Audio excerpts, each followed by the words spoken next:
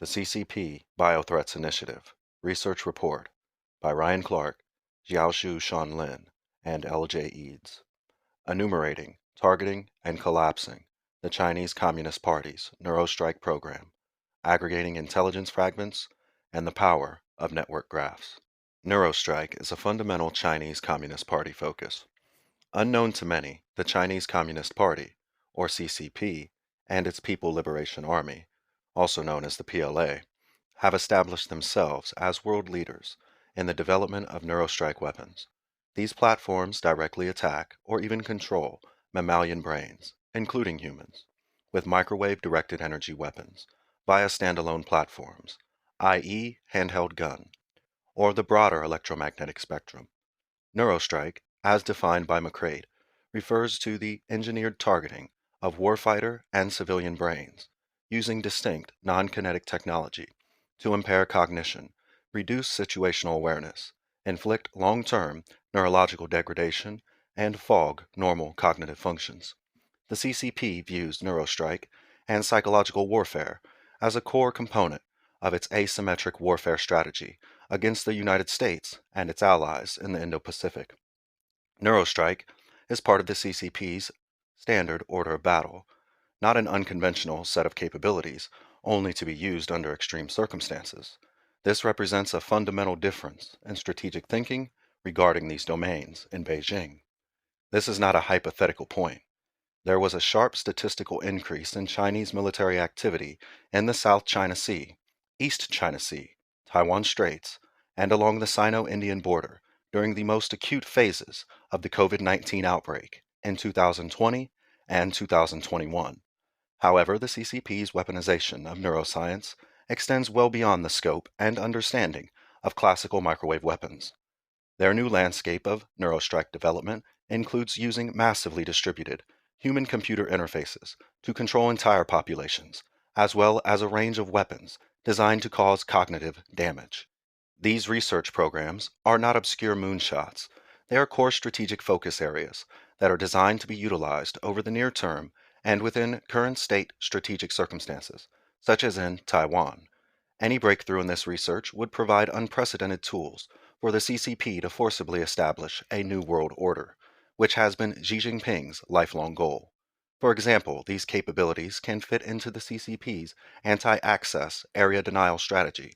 In the Indo-Pacific, imagine, at least partially, immunized PLA troops being inserted into a geography where a specific weaponized bacterial strain has been released prior to their entry to prepare the ground and eliminate points of resistance. Any remaining sources of resistance on the ground are then dealt with through CCP neurostrike weaponry that instill intense fear and or other forms of cognitive incoherence resulting in inaction. The next result of such a scenario would be the PLA establishing absolute control over geography, such as Taiwan, while simultaneously blunting any American strategic options to intervene and physically insert personnel into the theater. This would effectively negate and render inert America's overwhelming conventional superiority, with very few, if any, near-term remedies. This scenario is based on known existing CCP research programs and what the clear strategic aims of those programs are. Academy of Military Medical Sciences, or AMMS, a key research and development zone for NeuroStrike. AMMS is the highest medical research institution of the PLA, founded in Shanghai in August 1951. The AMMS relocated to Beijing in 1958. In November 1961, the executive meeting of the Central Military Commission, or CMC, decided that the AMMS should exercise operational authority as opposed to solely research, and in 1970 this authority was made permanent by the CMC in August 2003. The PLA Center for Disease Control and Prevention, the PLA CDC, was formally established within AMMS.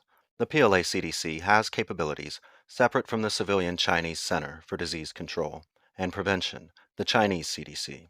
It is unclear whether the PLA CDC and Chinese CDC have intentionally redundant capabilities in the event of a public health emergency, or whether there are specific complementaries. Chinese CDC reports to the National Health Commission, State Council, while PLA CDC ultimately reports to the CMC. In August 2005, AMMS established and operationalized the three major forces structure. This comprises Strategic Planning Force for military combat medical preparations to address strategic scientific and technological problems, Specialized Tactical Force for counterterrorism operations and public health emergency crisis response, Specialist Technical Unit for the PLA disease prevention and control activities. AMMS was placed on the United States Export Control Blacklist in December 2021, with its leading role in CCP NeuroStrike research serving as a key justification, giving the proscribed status of AMMS combined with its operational requirement to continue to clandestinely access leading Western research and technologies.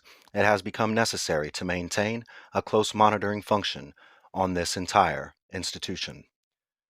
As a central PLA component of the CCP NeuroStrike program, AMMS represents a complex network of still overt, half submerged, and outright subterranean global linkages that continue to power its most aggressive research and development programs.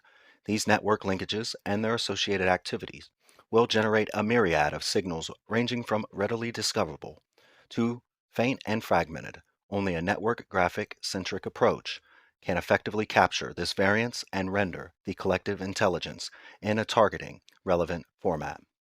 CCP's three warfare strategy and the role of the PLA Strategic Support Force, or PLA SSF.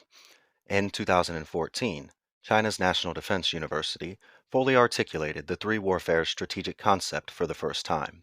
Three warfares is specifically designed to enable China to achieve end goals that have traditionally been accomplished by conventional military force through the effective use of psychological warfare, media warfare, and legal warfare. The three warfares is intended to be integrated across the entire spectrum of military operations. Functions have also expanded and correspond to the PLA's increasing range of military missions. Core functions include, but are not limited to, control of public opinion, blunting an adversary's determination, transformation of emotion, psychological guidance, collapse of an adversary's organization, psychological defense, restriction through law. In broader strategic terms, the primary missions are to seize the decisive opportunity for controlling public opinion, organize psychological offenses and defense, engage in legal struggle, and fight for popular will and public opinion. Under this combined framework, China must simultaneously unify military and civilian thinking, divide an enemy into factions, weaken the enemy's combat power, and organize legal offensives. The CCP NeuroStrike program is an essential capability to achieve these strategic endpoints. The South China Sea dispute presently provides the most observations and examples of the application of the three warfares strategy.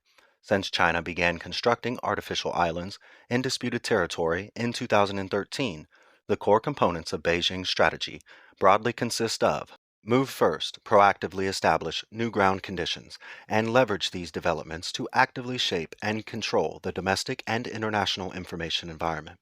Utilize international arbitration, while continuing with new island creation unabated.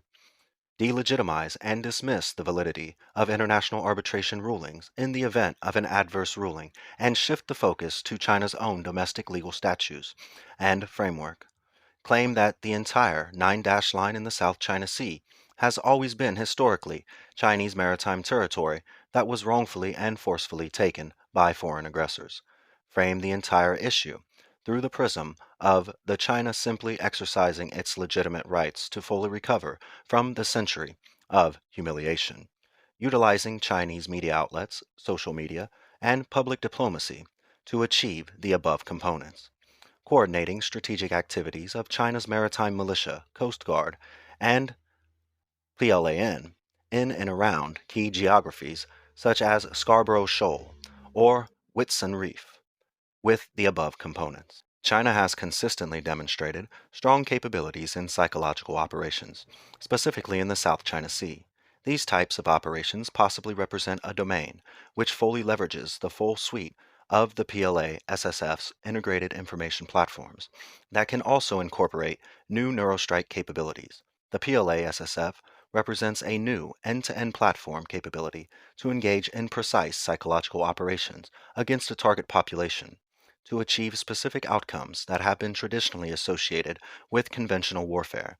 The PLA-SSF likely provides China with the ability to simultaneously shape a particular information environment on the ground, provide asymmetric information advantages to Chinese forces, irregular, civil, and/or military, in a specific location, and to defend against countermeasures by opposing parties, with additional NeuroStrike capabilities that can either damage, disorient, or even control perceived adversary cognition. At the population level, the PLA-SSF would represent an exponential escalation in the CCP's aggression in the Indo-Pacific. As the PLA-SSF is a relatively new service branch, the number of observable events associated with it are presently limited, and it is important to avoid speculation. However, there are 4 current case studies in the Indo-Pacific in which the PLA-SSF likely has a substantial role to play. As such, it is important to consistently track the PLA-SSF's involvement in these areas. Current Indo-Pacific case studies: Hong Kong, Taiwan, Whitsun Reef, and India. Despite months of large street protests and warning from many Western governments, including the United States under the Trump administration, Beijing proceeded to implement the National Security Law in June 2020, thereby further integrating Hong Kong into mainland China. Hong Kong's leadership and society both remain fairly split as to whether this is a positive development and is in the best interests of Hong Kong. In this blurred operating environment, it will be important to monitor and assess how the PLA-SSF engages. It is possible that the PLA-SSF may pursue a two-pronged approach to Hong Kong-centric psychological operations. This would involve stressing the positive aspects of deeper integration with mainland China, while also stressing the futility of resistance given China's overwhelming military capabilities and comprehensive national power. Given the PLA-SSF's control over space-based information infrastructure, this could be leveraged to both control the message and block out alternative information streams. It also presents structural opportunities for the deployment of CCP NeuroStrike capabilities. Taiwan presents a major challenge to the PLA-SSF's psychological operations in that it represents a very resistant information environment, especially following recent developments in Hong Kong. Unlike in Hong Kong, China will continue to have difficulty identifying and cultivating a pro-Beijing constituency that responds either to positive inducements or threats of the use of force. Given this, the CCP may opt for the use of more coercive weapons, such as NeuroStrike. In the Taiwan theater, PLA-SSF psychological operations may focus more heavily on areas of higher potential return, such as the United States and its allies. These psychological operations would again likely be focused on demonstrating that China has already established a fait accompli, and that external involvement in any Taiwan conflict scenario would be unsuccessful and catastrophic consequences for any party who attempted to intervene. Messaging in conventional military terms to specific opposing target audiences would be a unique capability that the PLA-SSF would offer. NeuroStrike can be held in reserve in the event that the CCP leadership determines that more conventional PLA-SSF information operations are not achieving the desired results. The cyclical standoff at Whitsun Reef, which is clearly within the Exclusive Economic Zone, or EEZ, of the Philippines, presents a third case study of the PLA-SSF's potential role. In the case of Whitsun Reef, Beijing stated that Chinese fishing vessels had to take shelter in the area due to a storm in early March 2021. However, it should be noted that the weather during that period consisted of mostly clear skies, low winds, and calm seas. Whitsun Reef is also not located in a typhoon-prone area. While the Chinese ships that periodically occupy Whitsun Reef are classified as fishing vessels, there are always Chinese Coast Guard and PLA Navy, known as PLA-N, vessels in reinforcement positions in near proximity. These developments likely suggest that these Chinese vessels constitute a component of China's maritime militia and can operate in both civilian and strategic capacities. The recent patterns of events at Whitsun Reef largely mirrors the events that led to China's seizure of the Scarborough Shoal, also clearly within the EEZ of the Philippines in April 2012. Similarly, Beijing dubiously claimed that its ships were seeking refuge from adverse maritime conditions. The situation escalated quickly with the United States brokering a mutual stand down agreement in which both China and the Philippines were to simultaneously withdraw all vessels from Scarborough Shoal. While the Philippines complied and withdrew all assets, China did not and still exercises effective control over the Scarborough Shoal. The PLA SSF was not officially in existence during the Scarborough Shoal event, and it will be critical to observe its involvement in what currently appears to be a near repeat event at Whitsun Reef. The PLA SSF could possibly play a more prominent role in directly targeting and influencing perceptions in Filipino and/or American leadership circles, especially military.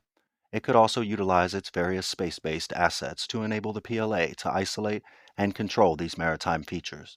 The final case study is the Sino-Indian border standoff that remains tense and potentially escalatory following the armed hostilities that occurred in August 2020 in the Gowan Valley, similar to the ground situation in Taiwan.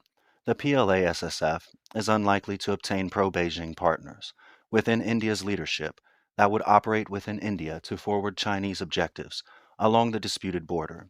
In addition, Chinese threats to encircle and overwhelm India, such as those that Beijing makes towards Taiwan, are not credible, given India's landmass, large population, and substantial conventional and unconventional military capabilities.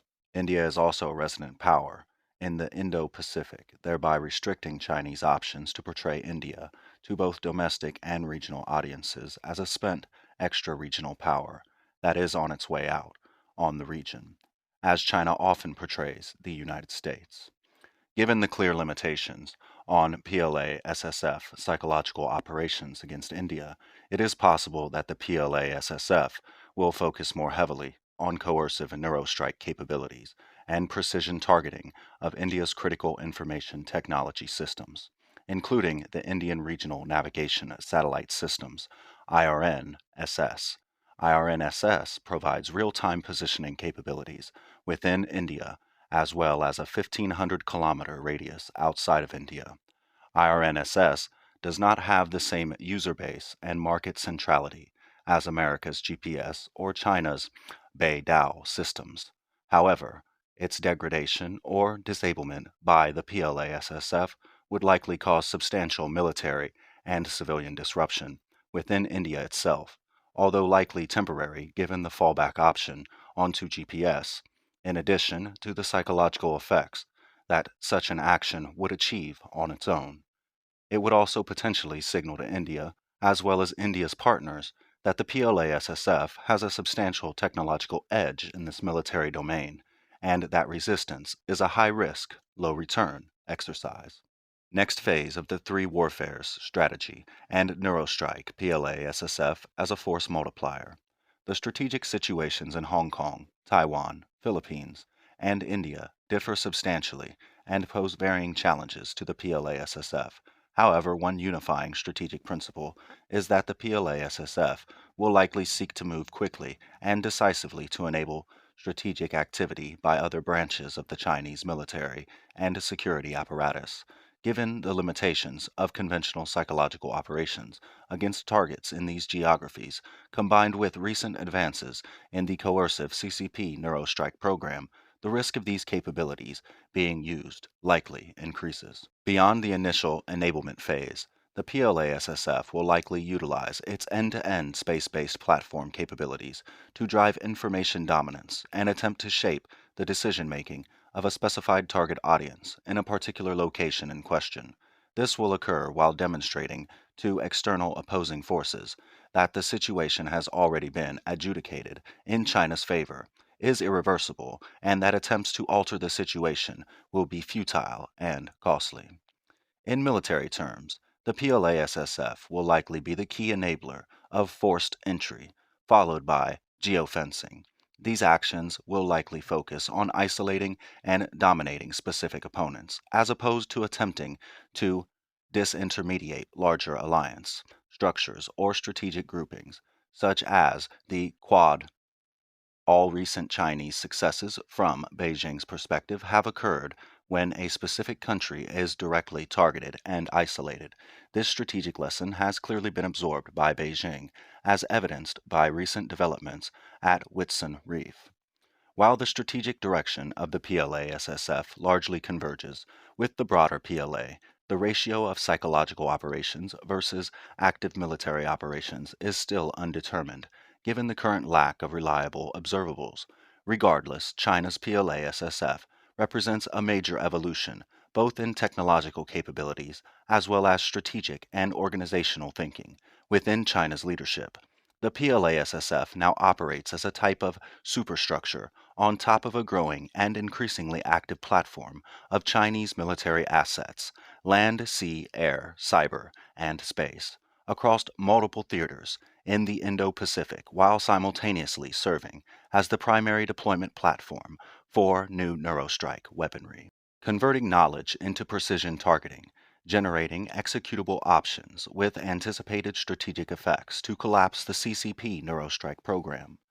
Utilizing multi-domain network graph generation technologies and methods, the primary strategic output of this approach is to utilize advanced methods in counter-threat network (CTN) to generate a range of executable options for the United States to directly target and collapse the CCP NeuroStrike program.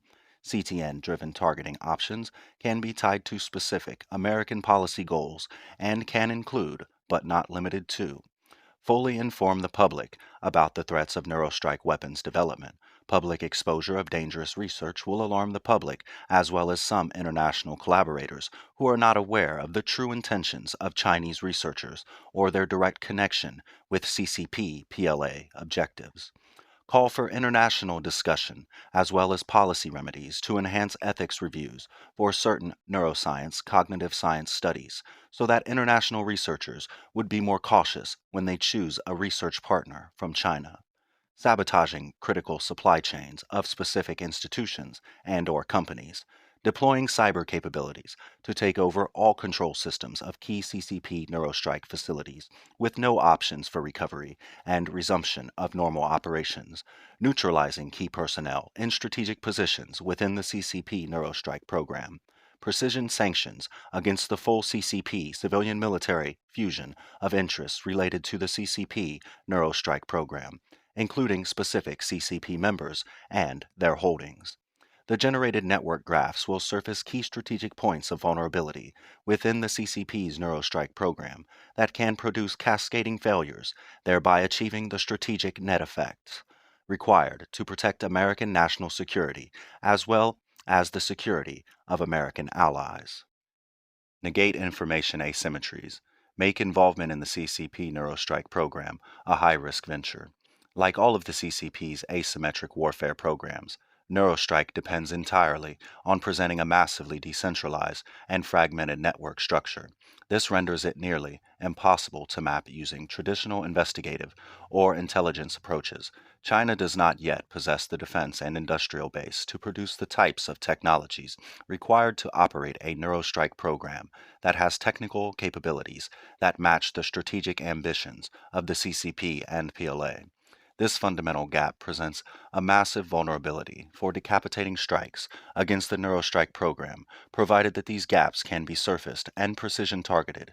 Network graphs provide the best American and allied options to find key network weaknesses, unmask key personnel, including those outside of China, and make involvement in this weapons program a high-risk venture where technical failure and negative international attention are the most likely outcomes.